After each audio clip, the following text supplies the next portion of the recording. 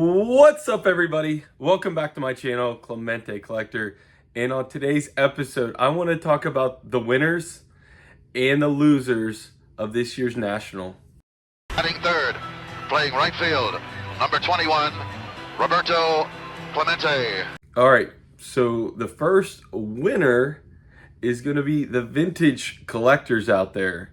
And what I mean about that is this year's National compared to last year's National, to me, this year's National had like a 50-50 split vintage to modern cards. So there was vintage cards everywhere, in my opinion. And granted, when I see a modern table with no vintage, I skip by it. So maybe that's my perception. I'd love to hear what some of you guys think down in the comments as far as the vintage versus modern split. But as far as like compared to Chicago, I felt Chicago was like 65-35 modern over vintage, somewhere around there. And I just felt like vintage was 50-50 this year. And I think one of the reasons was they couldn't invite as many dealers this year because of the space.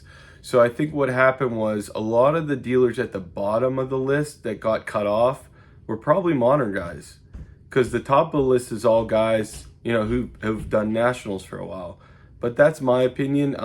So in contrast, a loser would be the modern collector, in my opinion, because every single modern table I saw during peak hours, it was like 3 and 4 people deep. So when I was walking up the aisle, when I saw a line that the people couldn't get to the table, I said, I bet it's a modern table. And I walked by and it was a modern table. So I really actually, it's kind of weird because I'm all about vintage and I'm very happy when there's more vintage there. But I honestly think I kind of felt a little bit bad for the modern collector because, like I said, they didn't have as easy as a time to shop for cards. The next winner is the floor layout. So the floor this year compared to last year was so much better. It was gridded out really nice. If you've seen the layout, I'll try to show it on the screen here. It was very gridded out, and the aisles were very wide, and it just made it it just made it a more enjoyable experience to walk the floor. And it also made it easier to find dealers that you wanted to go back to. It made it easier to find people. So I really thought a big win was the floor layout in Cleveland this year. They did an excellent job. Next loser, I would say, is the corporate area. So it's kind of a weird one here because it's kind of a winner and a loser. So it's a winner in my book because they put the corporate area in corners, in 2 corners, and I'll show it on the map in yellow. So they put the corporate areas in corners, which made it awesome for us as collectors, because a lot of collectors I talked to didn't go into the corporate area because they didn't need to, right? Last year, you had to literally go through the corporate areas to get to dealer tables. So whether you wanted to or not, you walked past a lot of the corporate booths. So the reason why I'm putting it as a loser is because, in my opinion, if you had a corporate booth, you did not get as much foot traffic as last year. So I just think if I was, a corporate sponsor, I wouldn't be very happy with the layout. I did walk through one of the corporate areas one time to go to SGC, and it felt very congested. I wanted to get out of there as quick as possible because it was all just like bunched up. And I want to show the map again. So the corporate areas in yellow, as you can see, they take up a lot of Cleveland space. And that was one thing that I've heard a lot of complaints from is it would have been really nice to eliminate some of that space in the corporate area to allow for more dealers. But the counter argument to that is, I bet you that the show makes way more money per square foot off of the corporate booths than they do the car dealer tables. So I could see both sides of that. The other thing is, and I know it's not exactly the corporate area, but the breaker area, and I'm going to show a map of that. The breaker area, once again, was a very, very big area. The good news is it was in the corner. Last year at Chicago, it was absolutely ridiculous. You literally had to walk through the breaker area to get to the other room. It was stupid. It didn't make any sense to me. And then they had the stage there that they tried to, have different people on the main stage, and the breakers are so loud, you couldn't even hear anything. And I really appreciated the fact that, once again, with the layout, I appreciated Cleveland put them in the corner. I guess my question to you, though, is how much, I don't know the right word here, but how much value does the huge breaker area add to the show? Now, I'm the wrong person to talk about this because I could care less about breakers, right? But my opinion on it is they have all these individual booths where the breakers are doing a live show, right? And, people can be online and they can be in those breaks. And then you can walk around and watch their live show. But what value does that add? It just shows you what it looks like to watch a breaker work. Or maybe you can watch your favorite breaker working.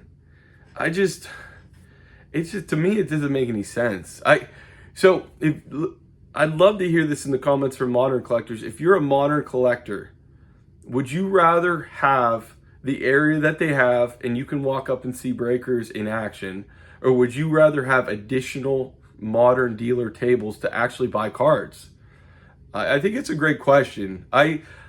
If I was in charge of the show, I would have a breaker stage, kind of like they did, and I would literally every hour was a different breaker, and then literally every breaker gets 1 hour. You can sit in the crowd, you can watch them break live, and I think that takes care of both sides, in my opinion. I just don't see a point of having, I don't even know, 50 booths of breakers doing live shows.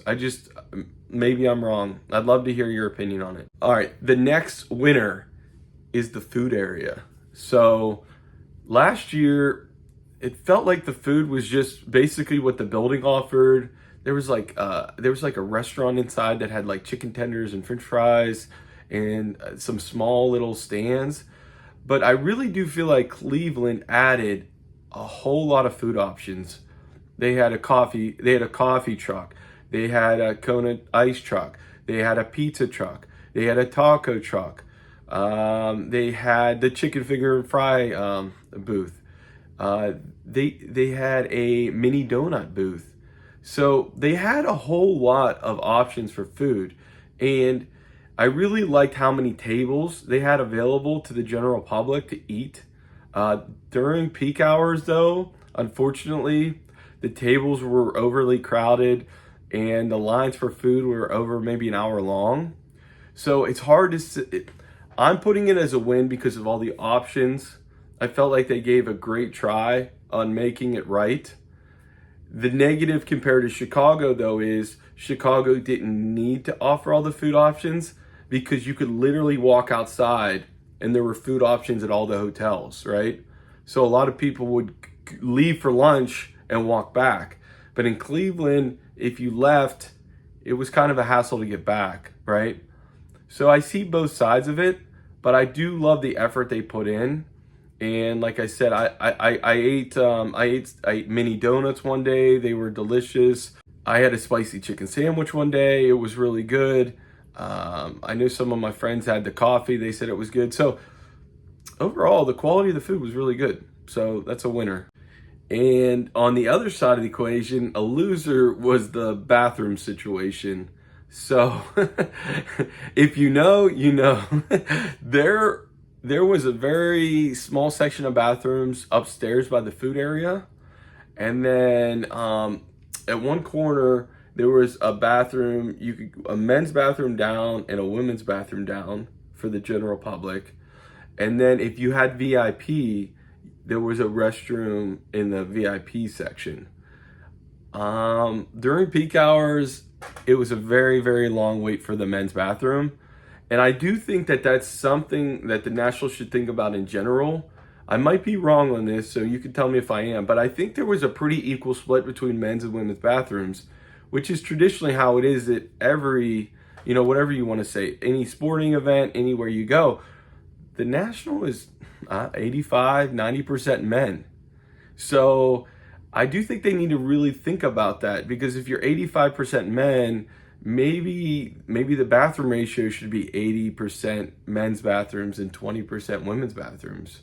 But I honestly think they under anticipated the bathroom situation, and they really needed to add in, I don't even know, porta potties or what they would do.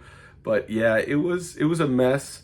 I luckily could go down to the VIP bathroom and wait 15 to 20 minutes instead of waiting longer.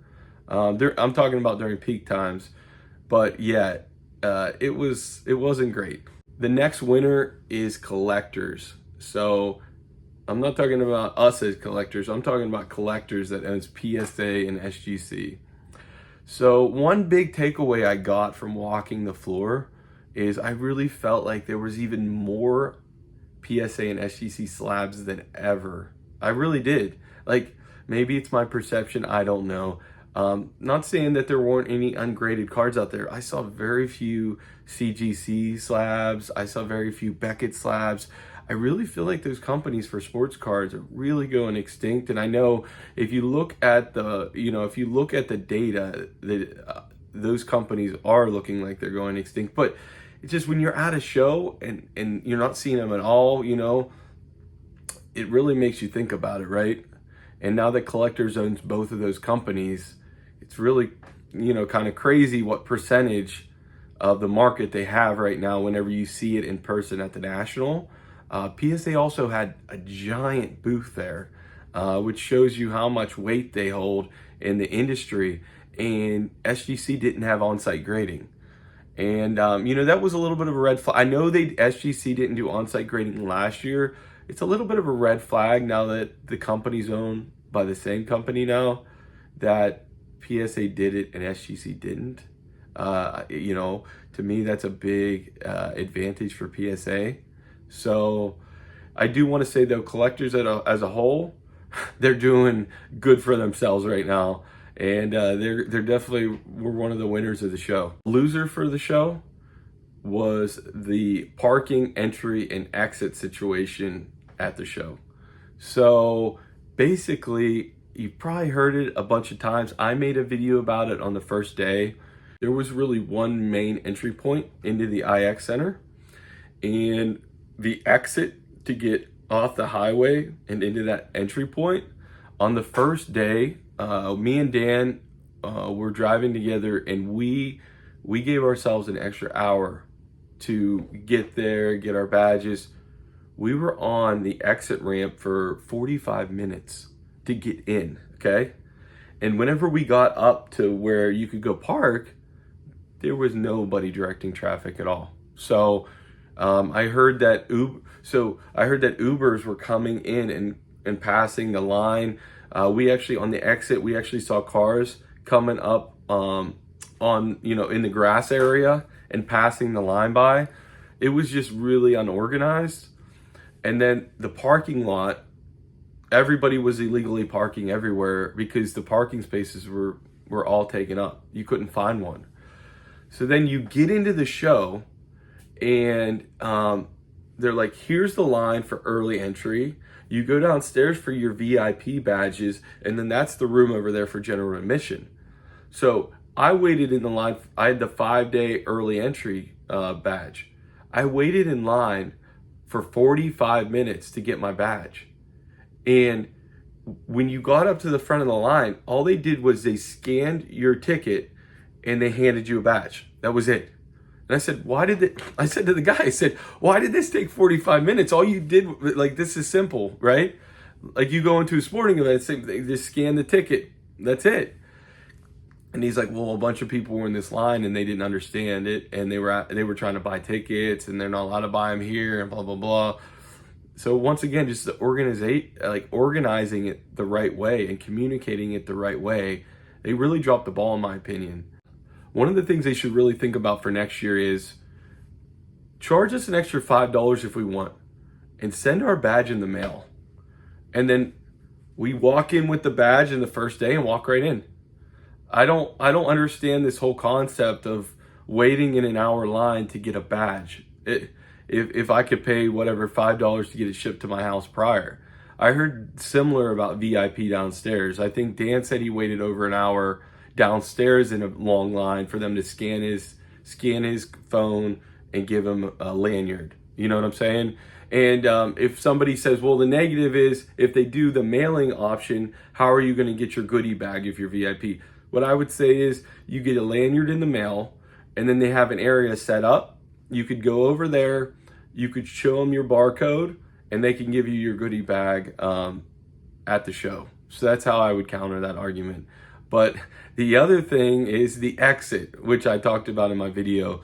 So on the preview night on Wednesday, everybody left it. Well, a lot of people stayed till 8 o'clock. You know, they wanted to be at the show as long as possible, right? They weren't thinking about, oh, I got to get out of this place. The parking lot was madness. It was crazy. I'm telling you, we saw cars going over top of barriers, ruining their cars to get out of there. I want to say there was like 6 different points where the cars were meeting from the parking lots, trying to get out of the one exit. And there was no police presence whatsoever. There was a teenager in a vest that was just going like this, not even stopping traffic or directing traffic. At least that's what I saw.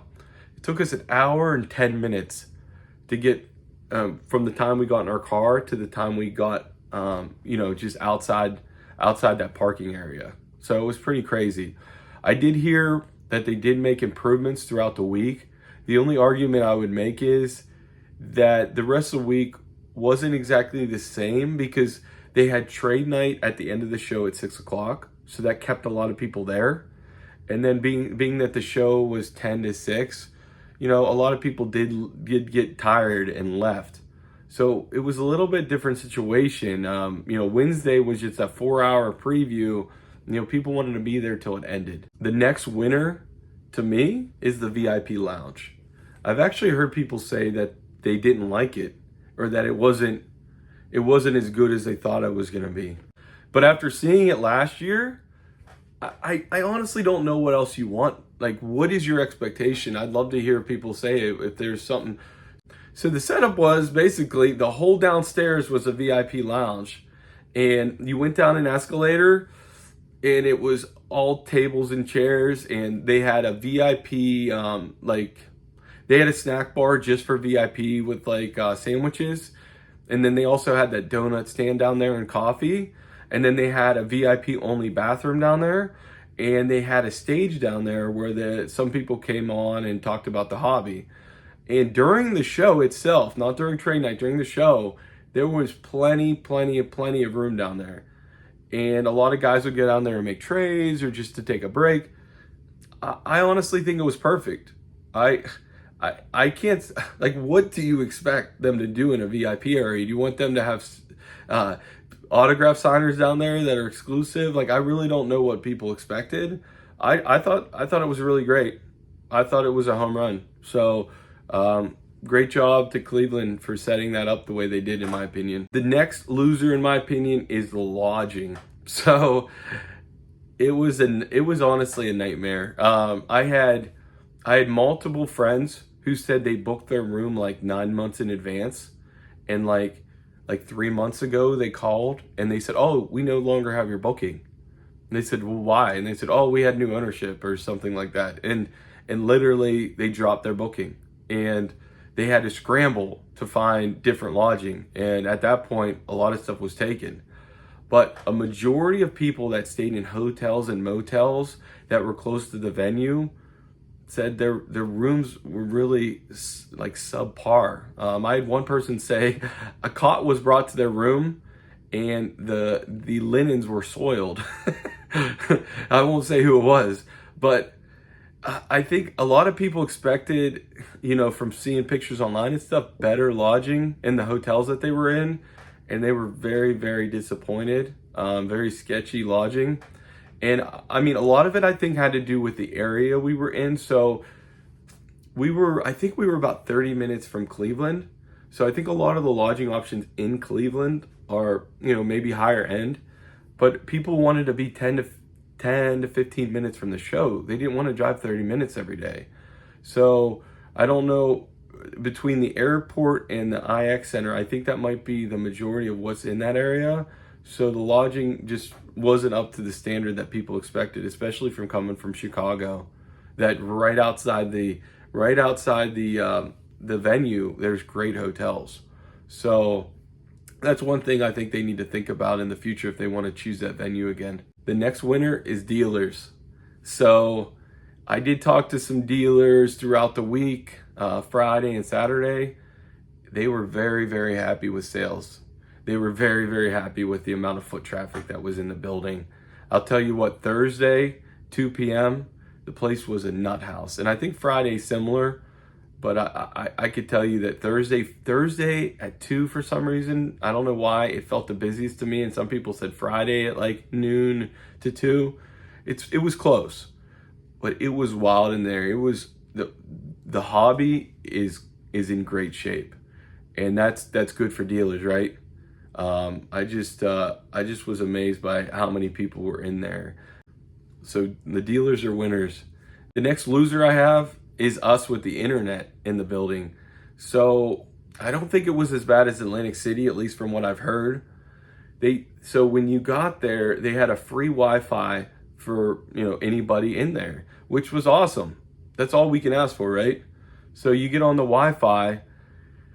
It was like almost impossible to make phone calls. You couldn't make phone calls out of there. And then texting was kind of spotty. You would send a picture of a card to somebody. It wouldn't go through.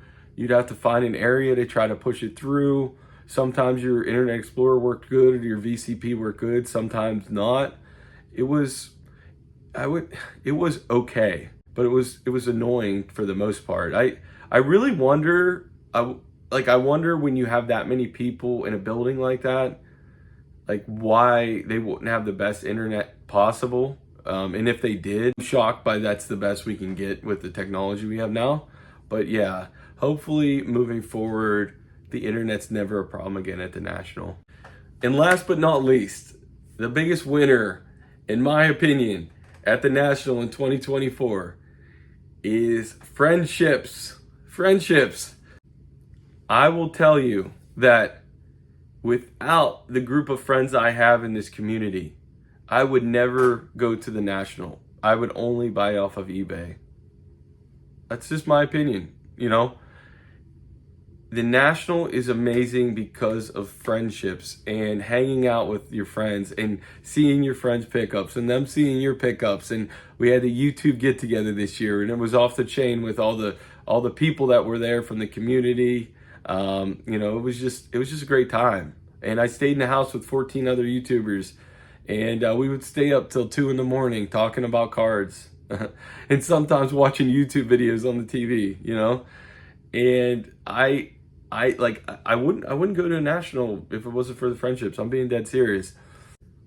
And one message for anybody out there that's just a watcher of content: if you go to the National as a lone wolf, or you're in this hobby as a lone wolf, you really need to find your wolf pack, and you really need to find a group of great friends, even if it's just a couple that collect similar or think similar that you think, because it literally will take your hobby from a 5 to a 10. I'm just being honest. There's just such great guys out here in this community, and that's the biggest winner of them all. And the last thing I want to say is, I mentioned a lot of things that they did wrong this year, that the show did wrong this year. Every single year, there's going to be negatives to every show. We as collectors love complaining, maybe more than most. I think overall they did do a good job. I was happy with my experience. So I don't want to just sit here and say, never have it in Cleveland again or never have it at that location again.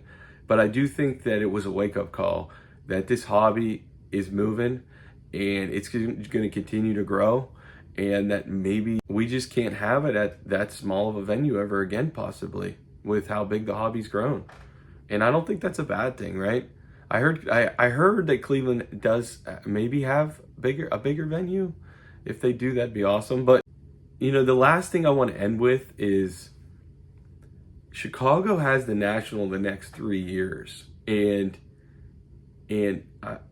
I would chalk this up as collectors are going to lose in this situation. So Chicago's supposed to have the National every other year, so that's never voted on. But every other year it's voted on, which is why Cleveland had it and why Atlantic City had it 2 years ago, right? But the vote with the dealers came down to Chicago, Atlanta, or Atlantic City, right? And Chicago ended up winning just barely above Atlantic City, okay? And Atlanta got crushed. I heard from some dealers that they didn't have a great presentation. But what I want to say about it is, when I was in the Cleveland National, okay, I saw so many people with Pittsburgh shirts on and Cleveland shirts on and Ohio State gear. It is good for the hobby to move it around. It is. I hope a dealer watches this that votes. We all want this hobby to grow, and to be in Chicago 3 years in a row isn't going to do that. I'm sorry, because the local collector base, or even if a kid says, you know what, I'm kind of into cards, let's go see what the National's like, and you live next to Cleveland, right? You might just gain another collector, right? Having it in Chicago 3 years in a row, you're missing the boat, guys. You really are. It's a shame that Atlanta couldn't have a better presentation, because I heard it hasn't been down there for a long, long time. Could you imagine pulling kids from Florida, from Georgia, from the Carolinas that live close enough to go? I mean, that's how you grow the hobby, to be honest with you. So I'm a little bit disappointed that Chicago is going to have 3 years in a row. As far as if anybody wants to know which one did I like better, man, that's tough. I think I like Cleveland better, just because of the experience inside the show, how wide the aisles were, how the corporate areas were on the outskirts. Being inside of there, looking at cards, just was a better experience for me. So that's probably the route I would go. But both were great. I appreciate anybody that stuck around and watched this. I'd love to hear in the comments what you agree with, what you disagree with. Thanks for watching. I'll see you guys on the next one.